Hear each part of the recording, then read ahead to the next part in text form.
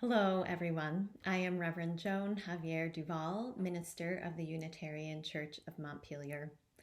I'm so sorry that we were unable to worship together this past Sunday, May 17th, due to some technical difficulties with Zoom, but we are happy to have recorded our worship elements and to share them with you in this way. These opening words for our time of worship come from Lois Van Leer. Welcome to this day, for there is no day like it, none past, none future. What will the day bring? Reprieve from the realities of a pandemic and the waiting and wondering, am I next? Is someone I love next? Who lives? Who dies? Maybe a new bird's song, clear, shrill, insistent. Maybe sunshine, maybe rain. What new flower, bush, tree has cloaked itself in blossom? What sunrise may come? What new moon may rise? Walking, rolling, wheeling, we breathe in a freshness of breath, filled with the fertile scent of earth unfolding. Maybe a talk with the neighbor, 6 feet apart, of course. Maybe a call with a friend or relative. Maybe letter writing. Maybe giving oneself over to some creative process. Maybe time in the garden, hand full of dirt, seeds, and seedlings, watering them all in. We become good stewards of what might save us. Welcome to this time so brief, once a week, that lifts us out of the what-ifs and into possibility, into connection, care, community. This time so precious when once a week we are reminded of who we are and of whose we are. We, here, together, gathered, belong to one another.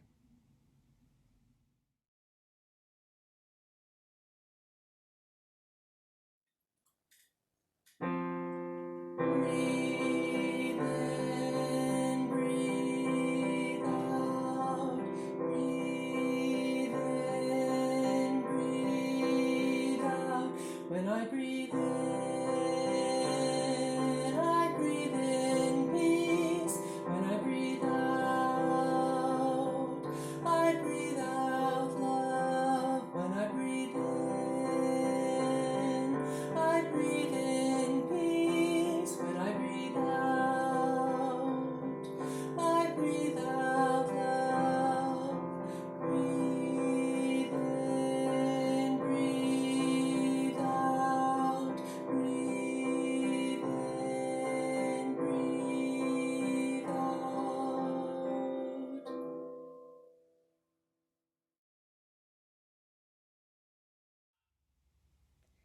I invite you, wherever you are, to join in lighting the chalice, symbol of our Unitarian Universalist faith.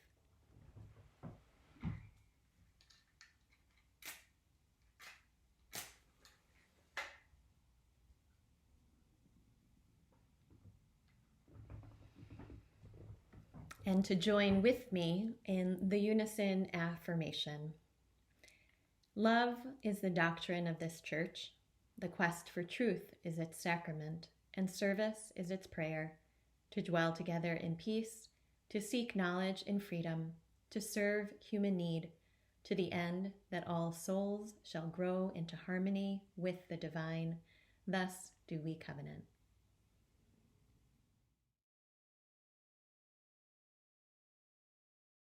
Hello, everybody.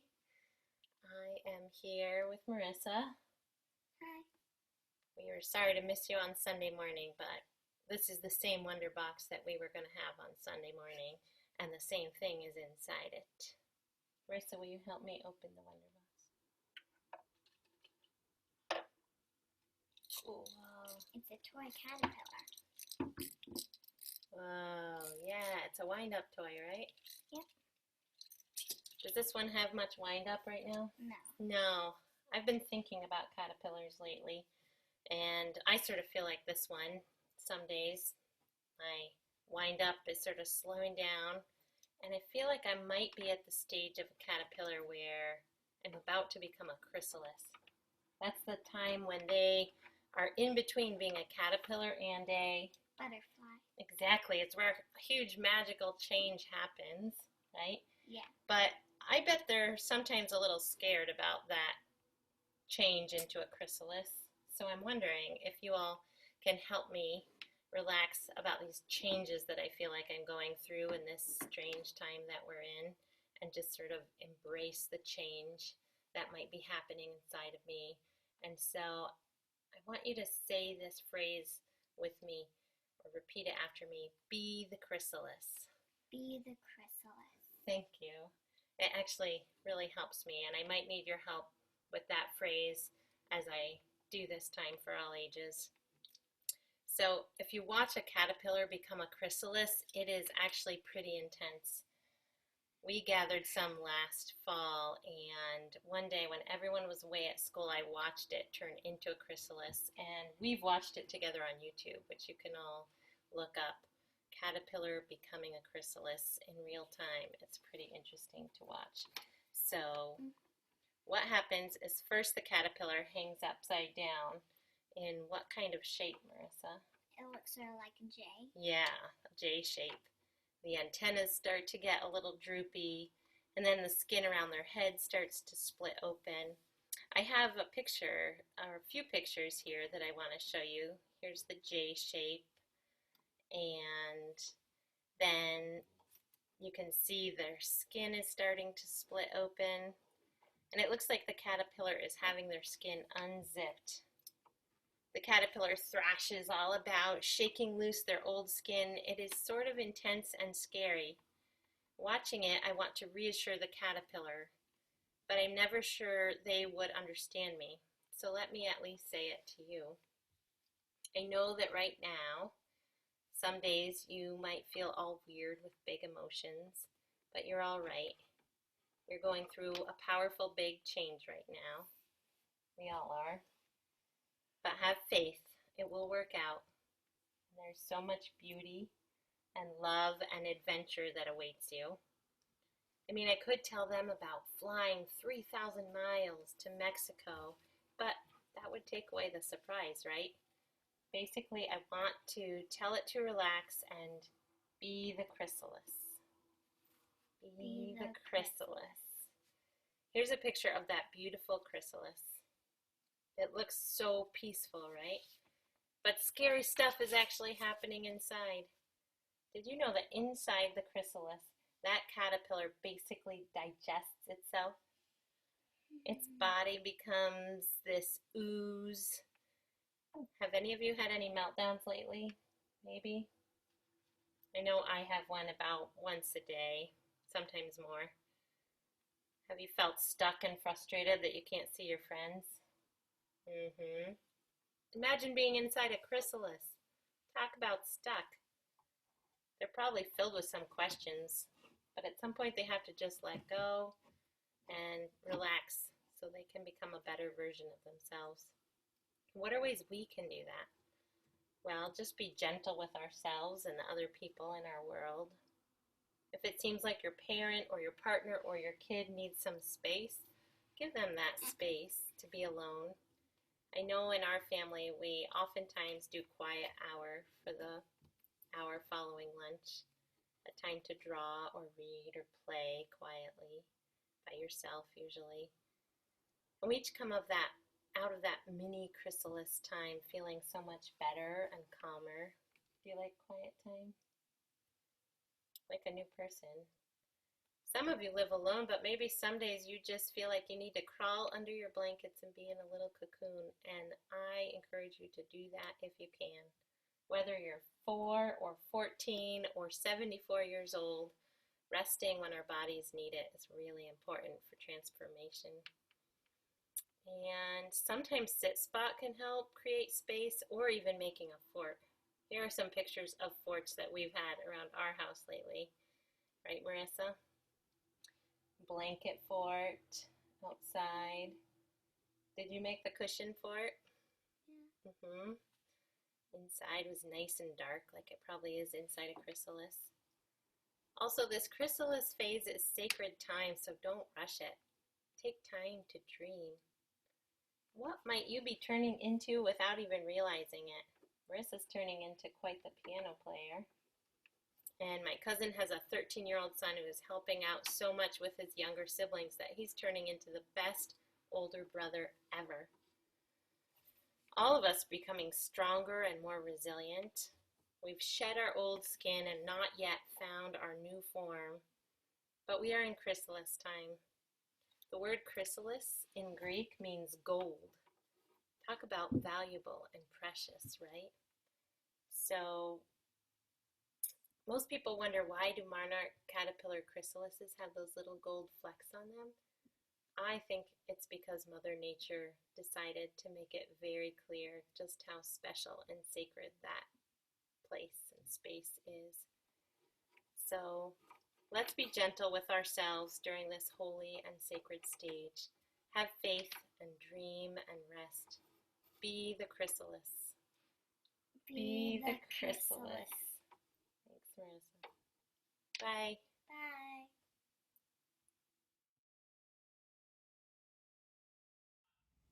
During our time of meditation and prayer, we give attention to what is most present on our hearts, the grief and the gratitude, the joy and the sorrow.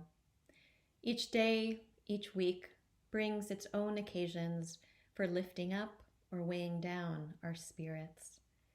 Today, perhaps there is a special joy or a milestone that is on your heart, or perhaps you are holding a concern or a sorrow for yourself or a loved one.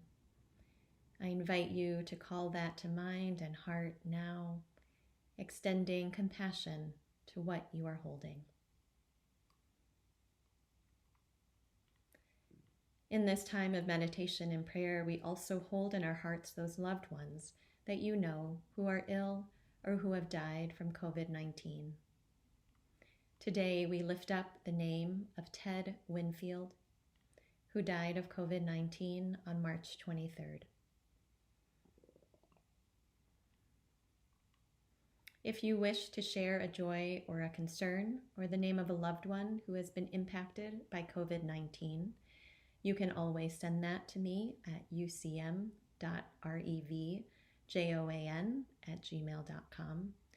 You can also add that to the comments of this video for us to hold and lift up together. Let us hold with compassion and care each and every person in this community who is carrying the joys and the sorrows of life close to them in this moment.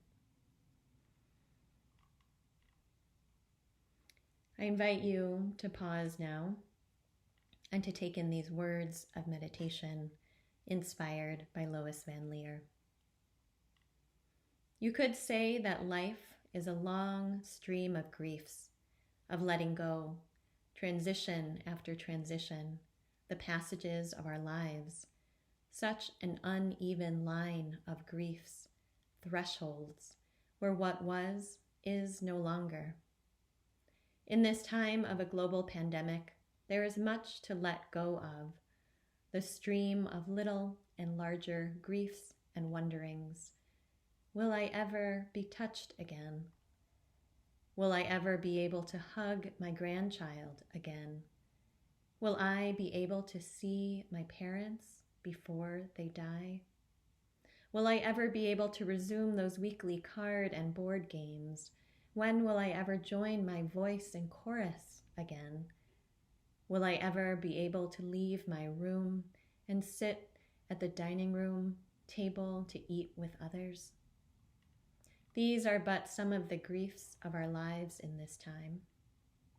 And yet there is also the letting in, the slowness, the bird songs, a conversation with a neighbor never really spoken with before, walks of exploration of new places and hidden delights, growing some food once again in a window box, a jar, a raised bed, sorting the piled up stuff of your life until you can see your way clear.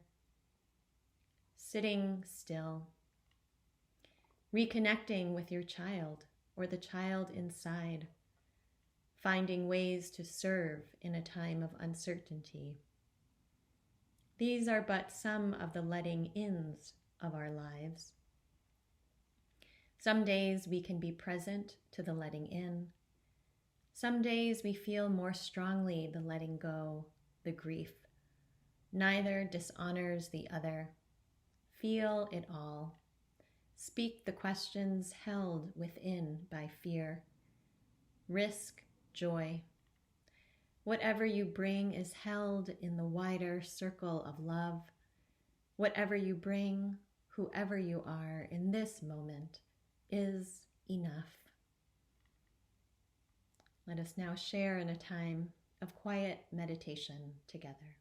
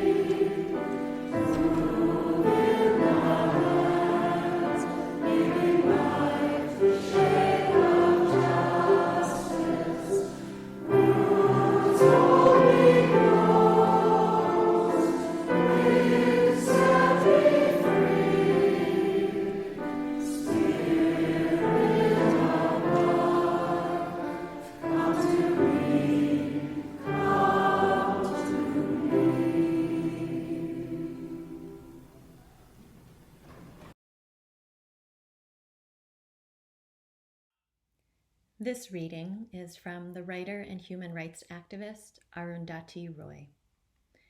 What is this thing that has happened to us? It's a virus, yes. In and of itself, it holds no moral brief. But it is definitely more than a virus. Some believe it's God's way of bringing us to our senses. Others that it's a Chinese conspiracy to take over the world. Whatever it is, coronavirus has made the mighty kneel and brought the world to a halt like nothing else could. Our minds are still racing back and forth, longing for a return to normality, trying to stitch our future to our past and refusing to acknowledge the rupture. But the rupture exists. And in the midst of this terrible despair, it offers us a chance to rethink the doomsday machine we have built for ourselves. Nothing could be worse than a return to normality. Historically, pandemics have forced humans to break with the past and imagine their world anew. This one is no different. It is a portal, a gateway between one world and the next. We can choose to walk through it, dragging the carcasses of our prejudice and hatred, our avarice, our databanks and dead ideas, our dead rivers and smoky skies behind us. Or we can walk through lightly, with little luggage, ready to imagine another world and ready to fight for it. Here ends the reading.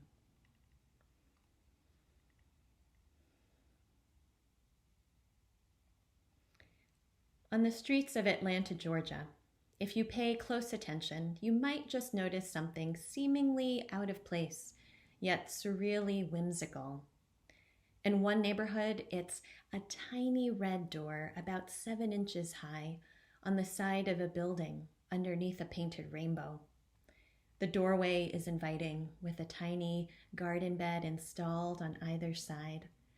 In another neighborhood, it's a set of hot pink double doors atop a small concrete ramp, also measuring no higher than 7 inches.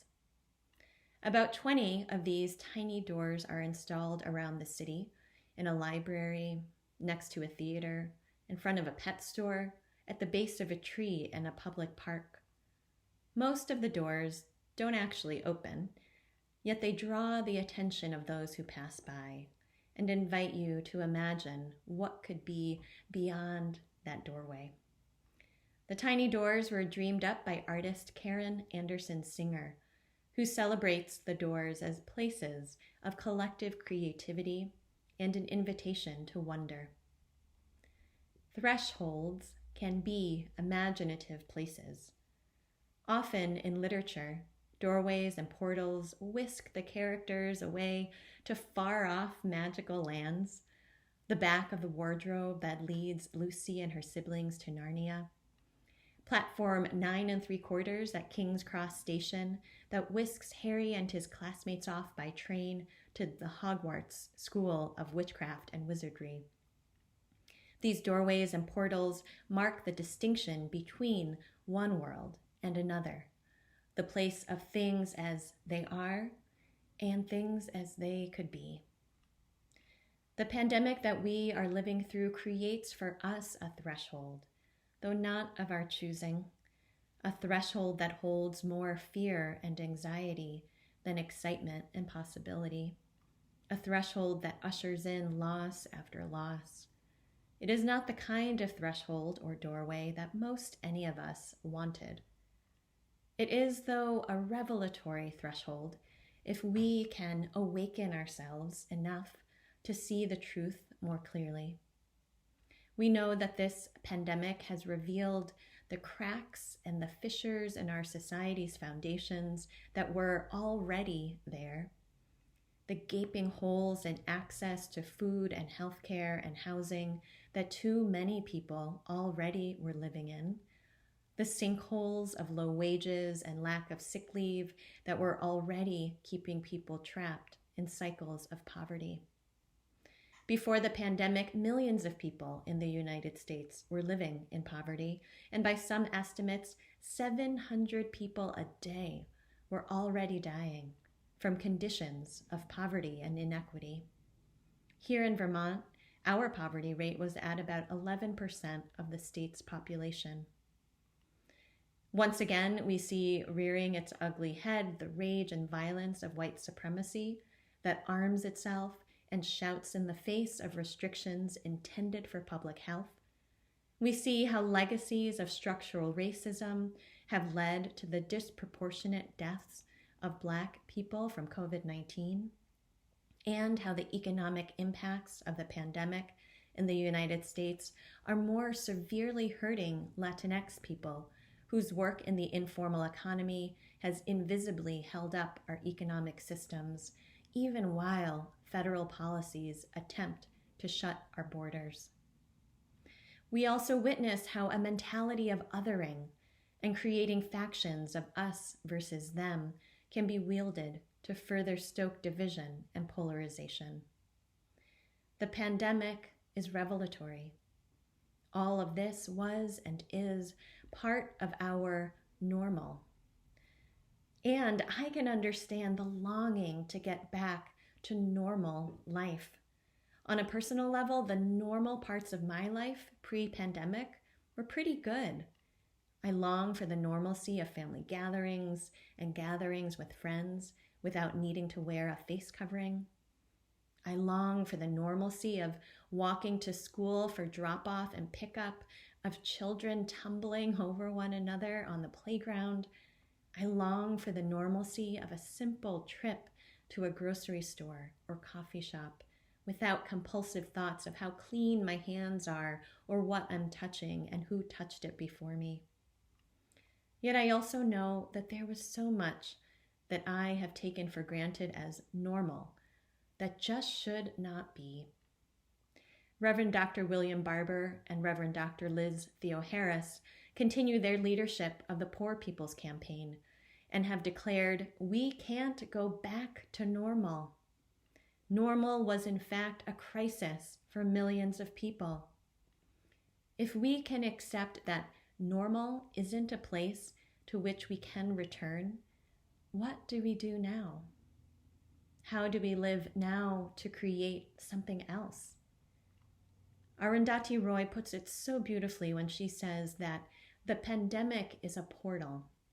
It offers a chance to rethink our past and our present in the hopes of ushering in a future more full of flourishing. Here in Vermont, many people were relieved when emergency shelter was offered to people who are homeless. 1,700 people, including more than 200 children, have been housed in motels across the state since mid-March. I was relieved to know that people would have a secure place to go to be able to practice the recommended regular hand washing and social distancing practices and to have one less thing to worry about during a public health crisis. And of course, this begs the question, what comes next? Can we engage our imaginations and our will to keep people housed permanently? Just this past Thursday, legislation went into effect here in Vermont that stops pending and new evictions and foreclosures for the duration of the state of emergency. I see this as a compassionate gesture in the midst of a health crisis. And what will come next? For me, these measures are encouraging because they demonstrate that more just and humane ways of treating the most vulnerable amongst us are possible. But how do we keep these possibilities open? What is the world we might imagine? The world across this threshold, the world on the other side of the portal. In the rupture caused by COVID-19, many people have also worked to stitch together our community outside of governmental structures by creating mutual aid networks and informally caring for neighbors. More of us now know who lives next door or down the street and have picked up extra groceries to drop off or make masks for friends and strangers. More of us are signing up for CSAs and starting our own gardens. In these ways, we are living into an imagination of another world. A world in which we meet our most basic needs with the means that are closely available and with the help of people we call neighbor. In India, where Arundhati Roy has lived for the past nearly 60 years, this pandemic arrived on the heels of a grassroots uprising against a discriminatory anti-Muslim citizenship law and ongoing protests against the brutality of the government there. Just like in India and places all around the globe, here the pandemic has become a part of our lives in the midst of a struggle to reimagine and rebuild structures that offer care and dignity and sustain life rather than leaving the hungry, the unhoused, and the discriminated against to fend for themselves. Some of you have been imagining this new world for a very long time. It seems like the creation of a new world has been a lifelong endeavor, and in truth, it doesn't stop. History shows that thresholds of change appear again and again. In the coming weeks and months, there will be many ways to take part in actions that move us towards building the world of our imaginations.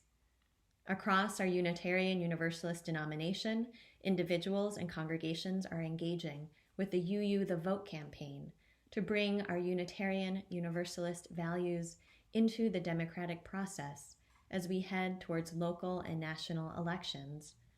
I will be organizing a discussion in the next couple of weeks about how our church community can get involved in these efforts and the ways that we can engage with our neighbors locally and around the country to protect our democracy, ensure grassroots voter participation, and bring our UU values to bear in the coming elections. Of course, it takes resilience to continue in this work. On a webinar with UU The Vote this past Tuesday night, Reverend Ashley Horan spoke about the spiritual resilience needed during this time. In order to stay in it for the long haul, she said, we need to take shifts. We need to recognize when we have the energy to engage and take action, and when we need to rest, trusting that others will also do their part. In this threshold, there is space for active engagement and big and small actions alike that move us more towards justice and beloved community.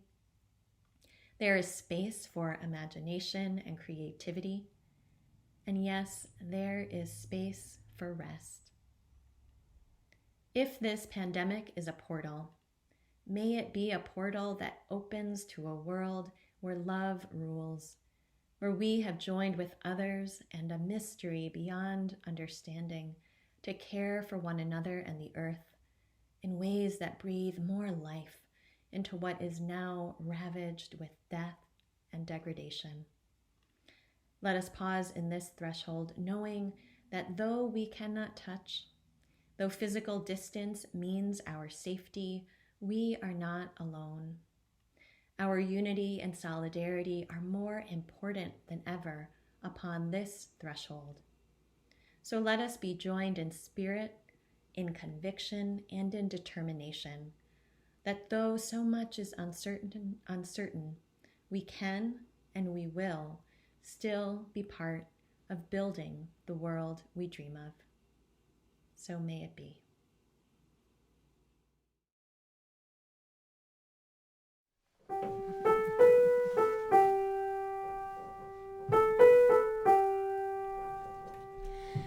Love will guide us, peace has tried us, hope inside us will lead the way on the road from grief to giving. Love will guide us through the hard night. If you cannot sing like angels, if you cannot speak before thousands, you can give from deep within you. You can change the world with your love. Love will guide us, peace has tried us, hope inside us will lead the way on the road from greed to giving. Love will guide us through the hard night.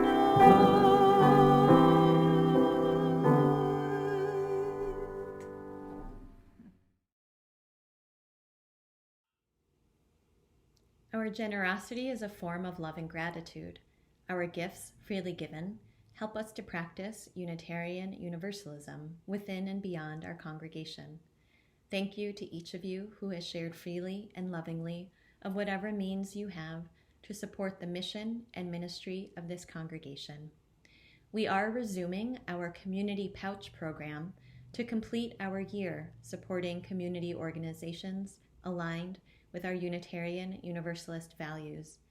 Any contributions made directly to the Community Pouch, now through June 7th, will be shared amongst the remaining 4 organizations the Church has committed to support: Friends of the Winooski River, Green Up Vermont, the Vermont Freedom Bail Fund, and Community Harvest of Central Vermont.